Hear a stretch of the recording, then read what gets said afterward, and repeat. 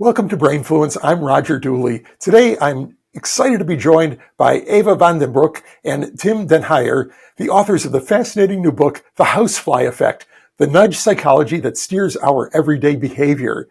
Eva is a behavioral scientist and a founder of Behavioral Insights Netherlands, while Tim has extensive experience as an advertising creative and co-founder of Brain Creatives.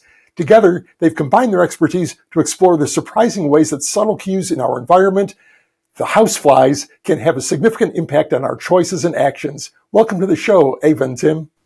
Thank you. Thank you so much. much. Great to be here. Yeah.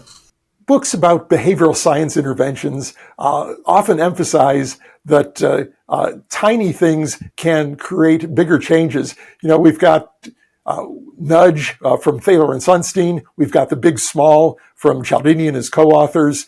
Explain the housefly effect. Housefly is a pretty small thing. Definitely, and that's how it got started. But actually, Tim really had to convince me to use this little housefly for our purposes. I wasn't convinced at the beginning. Yes. Well, we got the opportunity to write a book about behavioral science and about the things that we both speak on in lectures. And we were looking for an angle to sort of decide what's going in the book and what's not going in the book. And we were really interested in, just like you mentioned, those instances where the symmetry is off, where you can do something small and get a big change, or maybe make a small mistake and get a big problem. Mm-hmm. So we thought those were fascinating, and we were discussing, well, if we want a lot of people to enjoy this, we need like a central metaphor for that. And like there's the butterfly effect for that, we were inspired by the famous fly in the urinal, which actually the first time the fly was put in the urinal was, I think, about a 10 minutes car drive away from where we are right now at Schiphol Airport. For the listeners who don't have that knowledge yet, Schiphol had the problem that guys are a little bit messy at the urinal sometimes, and then the floor needs to be cleaned, which is also very inconvenient for travelers because then the toilet obviously is closed down. And what fascinated me as an advertising guy is that they solved it in a way I would never have thought of. I would have come up with a campaign, with a joke, with some way to make people feel good about themselves or something like that. I wouldn't have come up with painting a little fly in there and guys just aim at it and the problem is solved. It just happens. So I think for us the book is partially about small things with large impact, but also about those moments when behavior change just seems to happen of its own accord. And that really fascinates us, and that's what we called the housefly effect. That still didn't quite convince me, right? Because I still found it not the kind of topic I wanted to start my lectures with, or I don't know. So it took a while until I saw there was actually that also when talking to other behavioral scientists who all, of course, knew about this little example. They seem to think, the international ones seem to think that it was a peculiar Dutch thing. And that, in the end, was one of the reasons that I went along with Tim's idea. It actually works well, it seems, in the Netherlands where people don't like rules that much, perhaps. I'm not sure whether that's true, but that gave it extra attraction to me, this specific phenomenon.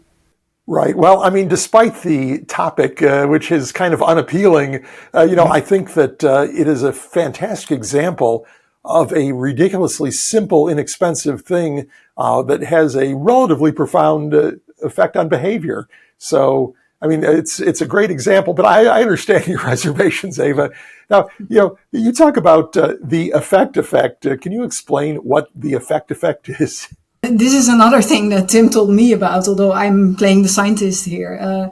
This is, in fact, it's just the fact that people listen to you more closely when you give things a name, right? When you ascribe a certain example as part of a bigger set of phenomena, I guess. Yes, so for instance, for years I have been telling, as an advertising creative people, if you want to get some attention to your product, it has to look different from what else is on the shelf.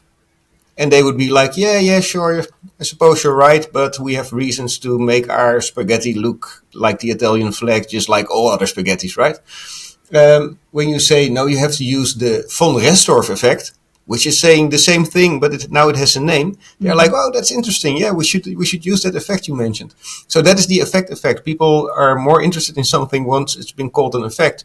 So I think one point we had in mind when we were making the book is that people who write and present about behavioral science don't always take their own medicine.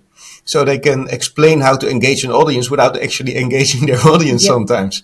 And we really wanted to do that differently. So we said, okay, we're going to use those effects to engage the audience, but we're also going to tell them how we do it. So we named the book after an effect, using the effect.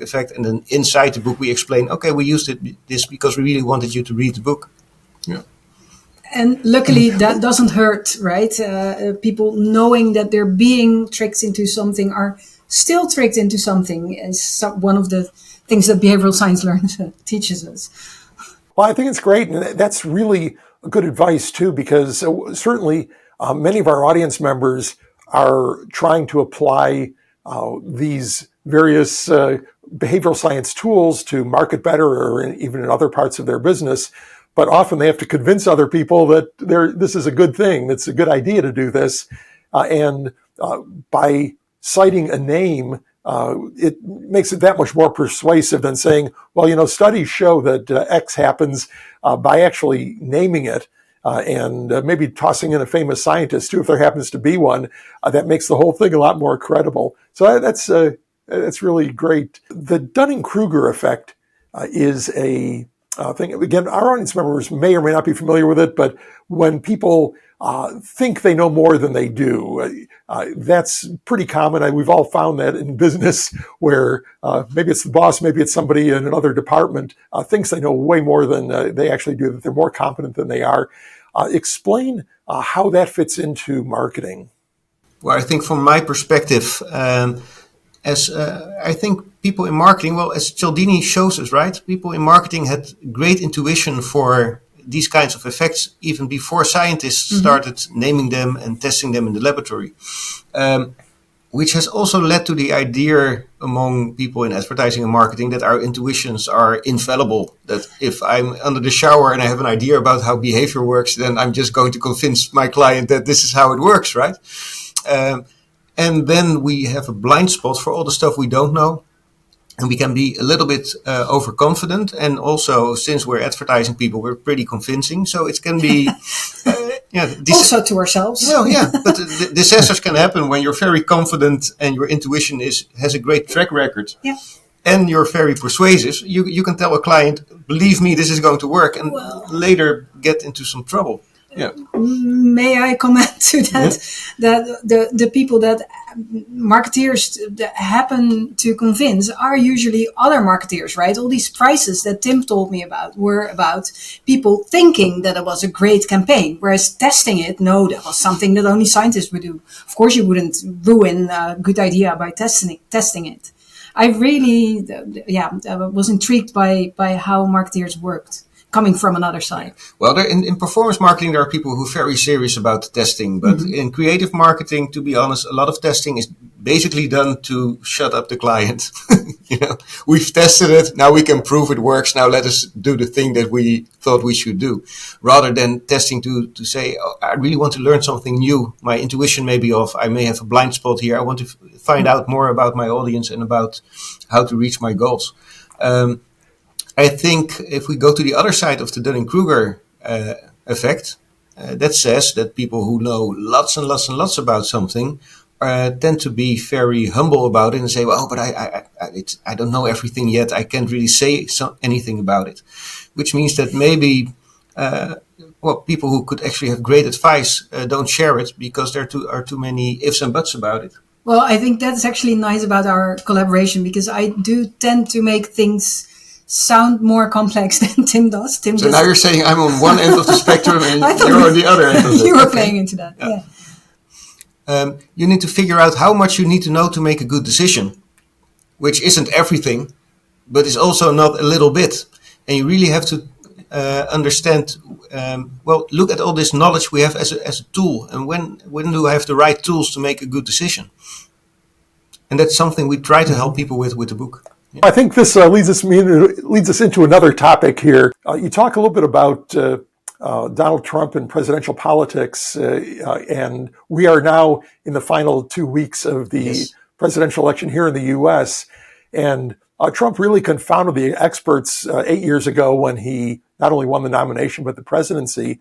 But at the time, I talked about something kind of what we were talking about with the Dunning-Kruger effect, where if you compare the way people talked about, the two candidates talked about their policies on immigration, Hillary Clinton was a policy wonk. She was actually an expert on policy. So her immigration policy had 9 points, and they had various acronyms in some of these points for different programs and so on.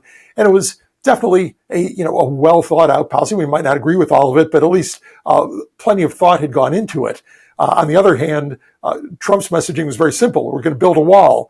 And, that to me was a key part of his strategy. And so you talk about Trump in your book a little bit. What behavioral strategies do you see help explain Trump's success? I think simplicity of messaging is one of them. I think there's without choosing sides politically, I think there's Republicans have, from our perspective, looking at it from across the ocean and maybe not being as invested, I think have a larger acceptance of the fact that people are very busy, maybe aren't very invested in politics, and will just be surfing the channels and pick up a couple of minutes of politics and need to be able to process that. Whereas Democrats tend to have very well thought out positions, but also want to inform people a lot. And it's very hard to inform people into behavior. So I think if you put it a little more strongly, that the idea that if you can prove that you're right, people will do what you would want them to do. I think that can be a real hindrance sometimes in politics. And trying to convince people to do something for the correct reasons is something else that I think is not always perhaps necessary. I work a lot with policymakers and with people higher up in bigger organizations. And then, for instance, when diversity and inclusion manager wants to get towards some goals in their organization, they would say things like, no, but I don't want people to be tricked into making the right decision. I want people to make the right decision for the right reason. Whereas, come on, that's not something we can influence. I mean, you could, but that's so much more an intensive process to get people to. You could also change circumstances, context, options, all these other kind of things that do influence us. I'm not saying that political choices should be manipulated into something, but I do think that there's lots of bad choices made for the right reasons and the other way around. Yes, and the partisanship is another thing to think about. I've been involved in some political campaigns in the Netherlands, and one that worked really well was where we asked people, are you going to vote for our candidate? And they said, no, I'm not. I'm going to vote for a different party because that's what feels good to me. Sure, that's fine. But can you explain to me, can you think of a reason why people are going to vote for our candidate? And then they would say, well, he is a strong leader. He has great ideas. He's really trustworthy. So we could make these ads where we showed even people who don't vote for him think he's a great leader, which really worked well. But to do that, we had to first accept that we're going to show the fact that other people make other decisions and that that's fine. And we're not going to do a fighting ad where the other party is like the enemy. So there are different ways to approach it, I think. And I love this story because Tim came up with that. Well, this was something that came up a long time ago, long before we knew each other. But back then already used it as a brilliant example in my courses. So I was a fan of him before I knew him, actually. That kind of reminds me of the "but you are free" effect. I wonder if by sort of giving people permission to vote for the other party, you could actually be more persuasive for them to vote for your party or your candidate, where, instead of saying you have to vote for us because the other person is evil, they're going to destroy the country or whatever, be a little bit more open, saying, you're free to make your own choice, but here's why you should choose us. Do you think that could possibly work, or is that just not going to happen in the kind of environment we have now? Well, I think it would be refreshing. I do think that people Well, there's a lot of evidence for that as well, that if you really push people to do something that they don't want to do, they will just become more entrenched, and actually they'll become more fanatical about not doing it. And of course, we're here in the Netherlands where people are allergic to rules and regulations and somebody telling them what to do. So we're sort of used to always finding a little way around them and give them a little nudge or a little fly in the urinal rather than saying the rule is that you need to do this. But yeah, I think that sometimes the more soft ways of influencing behavior can be much more effective. Yeah. Do imperfections make people or products more attractive in some ways? It seems wrong, but do you talk about that in your book? Well, that is one of the. So in our book is filled with examples, and most of the funny and great and memorable examples are from Tim, because my examples are all from policymaking environments, complex, big, and all that. No, that's not. Well, anyway, I think this was one of the examples where I had the theory, but I didn't know of many instances of it, and Tim could come up with a lot of them actually, with brilliant marketing campaigns where this was the case and all that. But it actually seems to be an effect. It's called the Pratfall Effect, right? That professors who I don't know, spill coffee or whatever seem to be more trustworthy, at least, perhaps even likable. And of course, it depends. This is one of these kind of behavioral science effects that you'd want to see replicated in lots of kind of different settings and contexts and all that. I don't know how strong exactly it is, but it does seem to work in many campaigns, actually. One way to look at it is maybe if what you present is absolutely perfect, you are building a little bit of a barrier to behavior into your product or the way you present yourself, because the human mind knows that nothing in the world, well, except my wife, is perfect. And so it's going to look for little faults. It's going to say, this looks too good to be true. I have to think about this. I have to figure out what's wrong with it, because something has to be wrong with it. And then if you, for instance, say, like, I think a restaurant in Texas advertises a 1-star review they got from a vegan who said there's no vegan food here, but they're a meat barbecue restaurant. So they use that bad review to sell the restaurant. Then people can also think, maybe they can smile at the joke. But they can also think, okay, fair enough. And now I understand that they're not great at everything. They're not great at vegan food. They're great at meat. Sure enough. And now I understand how it works. And now I can trust them. There's a big discussion these days in the Netherlands, because there was this big supermarket campaign that forgot, apparently, to put their brand on the newspaper ad. And everyone is now talking about whether that was truly the case, whether they really forgot out of trying to, well, whatever. I don't know, of course. Do you know? I don't know if I have worked for a client. It wasn't my mistake, who actually forgot to put their URL to respond to in an ad. So it does happen. Ouch. So I wouldn't be convinced that it was a clever trick, but it's smart of them to leave. I think he's playing the Pratfall right now, that he is making mistakes as well. Yeah. Martin Lindstrom talked about, I think it was Martin that talked about smashing your brand, where people should be able to recognize your brand just by fragments of it, the color, the font, or something, things like that. And that's when you've achieved, truly a great brand, when people don't need to see your entire logo in its proper colors and proper position and everything. When just some portion of it, even maybe a sound, is enough to evoke the brand. So maybe there's that. Well, if you look at, for instance, I saw this interesting analysis. If you look at some of the copy on Donald Trump's website and on Kamala Harris's website, then it's very easy to see which is from which website. Even if you take away all the branding and you just have the copy. If it's something like "Make America the number one energy manufacturer in the world by far!" exclamation point. Yeah, you know who that is. And the other side, some of that as well. And I think a great brand should always speak in its own way, so that's so recognizable that you can indeed leave the logo behind. Yeah. Now, I always love a new effect that I haven't heard of. Explain what the Cobra Effect is. So this is a great story that maybe we shouldn't fact check to death, but the story goes like this. In Delhi, India, there were way too many cobra snakes, and it was dangerous. And so the government thought like true economists, and they said, okay, we're going to pay people to catch those snakes for us. If they bring us a snake, they get a little bit of money, and then we'll get rid of the snakes. This is not thinking in terms of housefly effects, which are also often second order effects, right? Because people in Delhi were pretty clever, and they figured out that if a mommy snake and a daddy snake really like each other, then in a couple of weeks you'll have, or months, you have a bunch of snakes that you can bring to the government and that they will pay you for. So they started breeding these cobra snakes, which became a big problem. And then the government made another decision. They said, well, we're stopping this right now. We're not paying for the snakes anymore because this isn't working.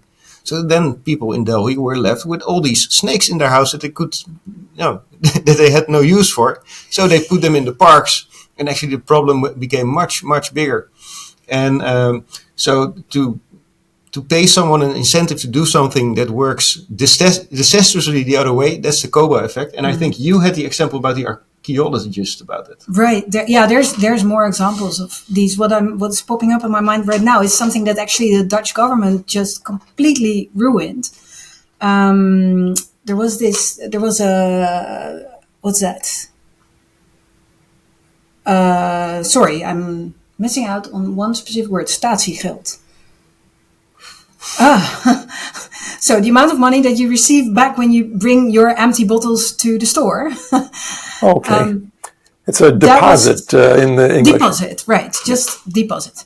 That was something that was increased a bit on tin cans and all that in the Netherlands. It was just introduced on tin cans. We had it on other bottles. But actually it was only a tiny amount. So people didn't think it was worth the money to completely bring it back to the stores. But of course, homeless people would try to get into the garbage bins and get them out and collect them and bring them to the store. Now you could say that's a great side effect. There's people making money from it that need it more than the people drinking beer in the park. However, the homeless people were completely destroying all the bins in all the parks. So right now in Amsterdam, it's a major, big mess because all the garbage bins are open. And then the birds come and they empty it. And this whole campaign and policy measure is completely backfiring at the municipality right now. So there are these cobra snakes examples in real life, in everyday life, all over the place, I think. But the cobra one is just such a beautiful one that we couldn't leave it outside of our. Right. Well, there's great examples of unintended consequences. Yeah. Although, I think that undoubtedly at least one person in the room saw how that could possibly go wrong, because as soon as you mentioned, it got to the point where there were a lot of cobras and the government put a bounty on cobras, my mind immediately went to people finding ways to get more cobras, whether going out into the countryside and collecting them or breeding them at home. And I have to believe that not everybody in the room thought this was a brilliant idea, but somehow you get this sort of groupthink effect, and it's people are afraid to speak up because the boss wants to do this, and it ends up not being great. And even the can thing, it's a little bit less obvious, because many places have had a can bounty or a deposit for years and years and years. And it's worked pretty well, where often you do see homeless people picking up cans on the street and such, where they're, they can. But the consequence of just emptying trash bins and such to making a huge mess, that's a bigger problem. But a good example there, though, because it does show that you should do things to avoid groupthink, to avoid that sort of consensus decision making where people are afraid to speak up, because what are some interventions that you would suggest? I advised some parties on this specific topic. So the problem here is that there's not enough intake points, I think. People just have to carry their bags with cans for too many kilometers before they can hand it in. The easy thing would be to make it much more expensive. That's not something you would expect from a behavioral scientist, I guess. But here, I really think we have a brilliantly working system where there's a higher amount of deposit on the bigger bottles, come on, the solution is obvious. Here, I think since that didn't go well with the specific parties that I was working with, I guess the other thing I could say is just test it, right? Before you do it, test it in a tiny neighborhood, see how it works, see what people do with it, and see if it's worth the effort. And if not, we have to come up with something else. And actually now in Amsterdam, I haven't seen the results from it, but it looks like a very clever idea. There are these special bins that you can put your can in that are actually meant for homeless people or whoever needs the money to take them out of and bring them back. So they don't need to go into the regular bins and break these open. And it's cleaner for them. It's more humane. And the birds don't like the birds. bottles. Yeah. So I think that's a good way to use it. One point I thought was interesting about this the groupthink is that I have the idea that when that a lot of organizations like behavioral science to a point, and then they get a little, we need a grown-up solution to this. It's going to be about money. We're actually going to pay people to do it, or we're going to fine them if they don't do it. And then it sort of feels like we've been playing around with this behavioral science for long enough. Now we just need a serious solution, you know?